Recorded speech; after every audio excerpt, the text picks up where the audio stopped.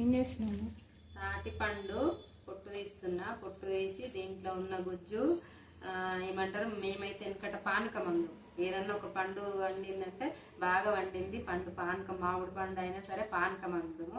ఇట్లా తాటి పండుల నుంచి పానకం తీస్తా. ఈ పానకం తీసి దీనికి ముఖానికి పూసుకుంటారు చూడు, దాన్ని ఏమంటారా చిట్టిగా? ముఖానికి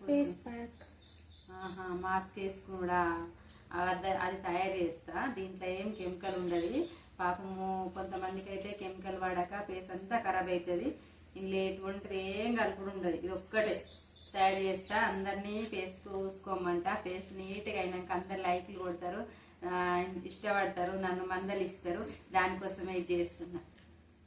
ఫేస్ ప్యాక్ వేసుకున్నాక వాళ్ళకి బాగా అనిపిస్తుంది కదా. బాగా అనిపించినాక అప్పుడు నన్ను పిలిచి ఫోన్ నెంబర్ పట్టుకొని మాట్లాడిస్తారు కదా.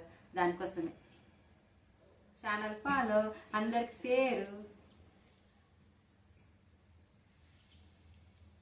తాటిపండుకొని గుజ్జు తీసిన, తాటిపండులకైతే గుజ్జు తీసి మెల్లగా ఇటు కష్టపడి అటు కష్టపడి చేతితోటి చెంచాతోటి తీసిన, గిన్నెలు వేసిన, దగ్గరికి చేసిన, ఉడికించిన, కొంచెం వాటర్ వేసి తీసినాం కాబట్టి మళ్ళీ చిక్కగా చేసిన.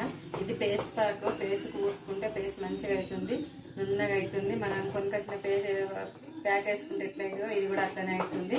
చేసి నిల్వ పెట్టుకోరు, చేసుకొని ఫ్రిడ్జ్లో పెట్టుకుంటే కావాల్సినప్పుడల్లా పెట్టుకోవచ్చు. ఇందులో ఏం కెమికల్ లేదు. మంచి పండు.